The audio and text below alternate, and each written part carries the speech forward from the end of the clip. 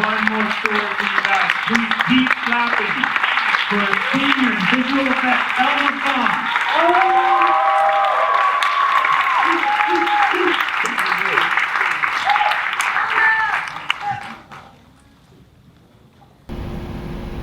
You're in a tiny, narrow, white marble bathroom, full of the smells of blue.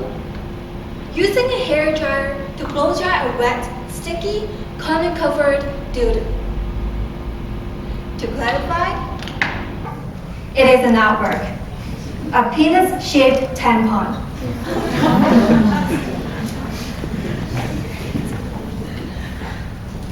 All of a sudden, your father comes home. He needs to use the bathroom and already standing right outside the door. Would you hide it immediately or trap yourself inside the bathroom forever?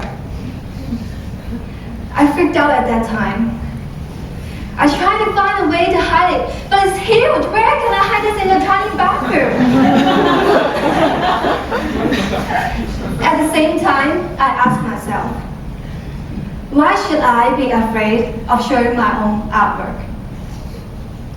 It is not just a tampon taboo. It's not just a penis-shaped tampon. It's about tampon taboo. No one ever mentioned bullet-shaped tampon in Asian culture.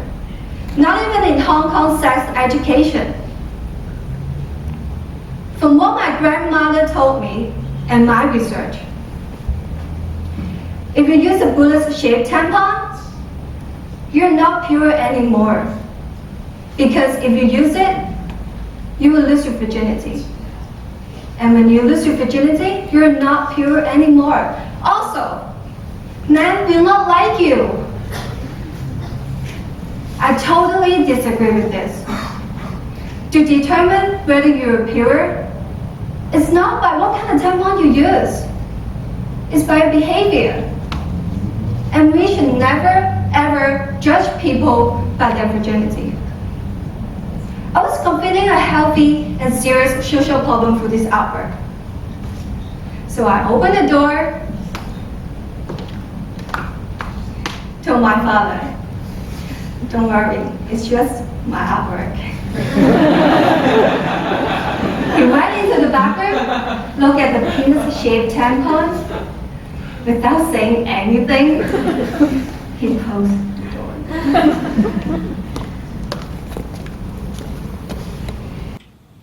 It was so embarrassing, but I still decided to come out from this box where I felt comfortable with just me, myself, and my work.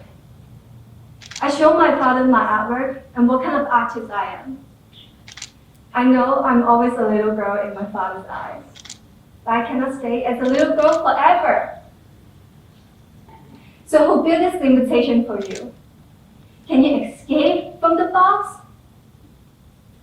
Speaking of artwork, I was trapped inside a box when I was in high school. Is it necessary to have a rubric or limitation for creating art? Superwoman is a series of artwork that I created 5 years ago, and it is about feminism and respecting women's body. This painting was chosen to be exhibited and put in front of the entrance where the crowd couldn't miss it. However, the principal saw it and found it too sexual and put it in the back, in the dark corner facing the walls. I mean, that's the point of the painting, and that's what society does, commercialize ladies' body.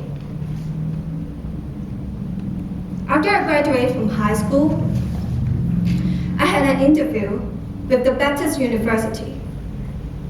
During the exam and interview, they give us a grade paper. There's no instruction on it.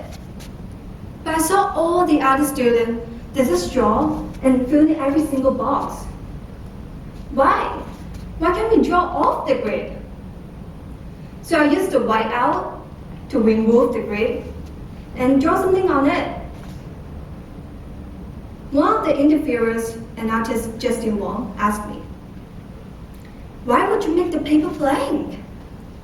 I asked him back, "Why can't we think or draw outside of the box?" Not only he gave me full marks of the interview, I also realized I shouldn't give myself a limitation for creating art. And that's why I chose to study visual effects at Scad. Visual effects was completely new to me and something I wasn't comfortable with. I wasn't familiar with using computers. I didn't know any visual effects software. But I'm willing to step out of my comfort zone and try something new. No matter how difficult it is, I found my own specialties and insist on staying in the field.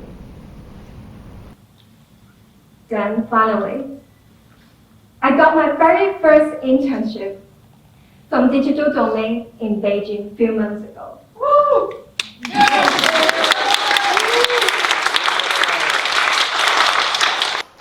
I was completely frozen when I first got the email because I was so excited about the acceptance. But then all the excitement turned into nervousness because I had never worked outside of Hong Kong. My family, they didn't want me to leave home. My Mandarin is not fluent, and I knew that it's impossible to use any social media like Facebook or Instagram in there. But I still went there because it is my dream to work in a film post-production company, and it is a really rare opportunity. So I went to Beijing for the whole summer. Then I realized it's another box.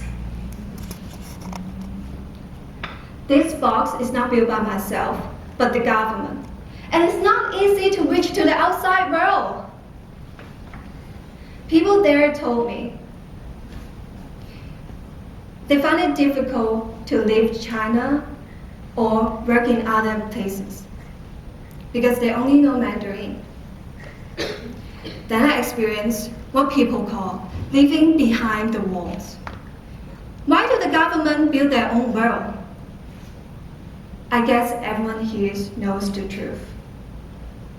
It only takes one step between choosing to deal with your own problems or let the mess grow even bigger. I survived, and I learned a lot from this internship. Knowing the production pipeline, industry standard, and what I should improve and work on. I do not regret that I went there for this internship. Without a doubt, there's a bright side and a dark side. On my last day, I was having a conversation with a few male supervisors, talking about my path after I graduate, my future.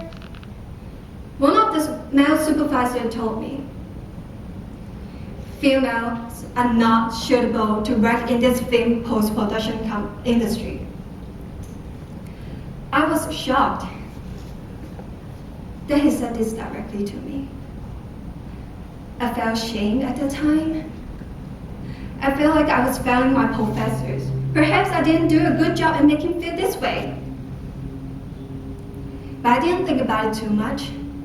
Put it aside, because it is a really great internship experience overall. But one time I brought this up with my friend, Cheska. She said, "That's not okay, that's sexist." Yeah, why would I accept that? Is it because I saw it was a male-dominant office, or the culture of the society there? Men are superior to women. What he said is just representing himself, not the whole company.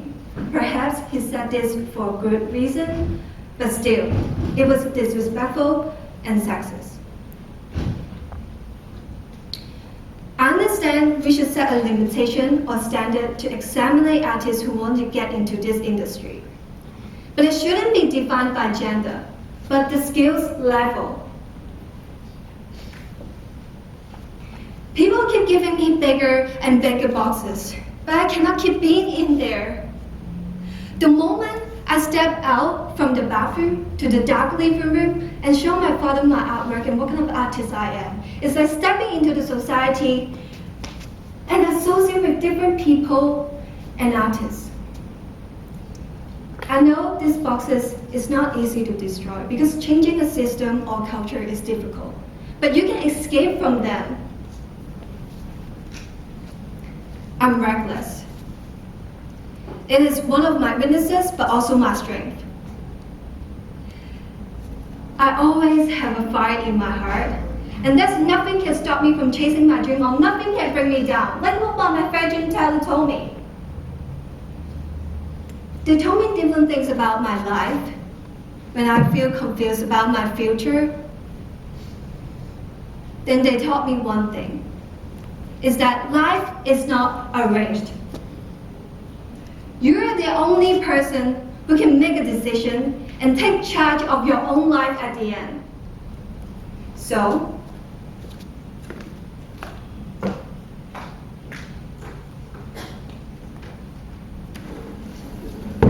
you can either choose to stay inside the box and let people manipulate you, or get out of the box. Thank you.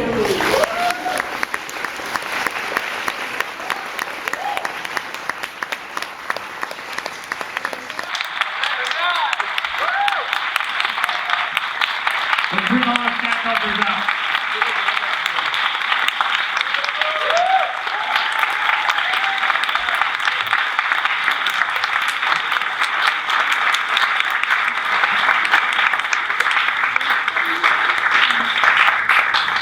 I just want to say a huge thank you, how impressed I am at these stories, the work you guys put into them. I want to say thank you to all of the faculty mentors, to Victoria, to all of you guys for being here and giving these stories ears to be heard with. We are very excited that this space exists at Scad, as you guys spend so much time, as was mentioned in these stories, creatively and specifically and honestly making and telling stories.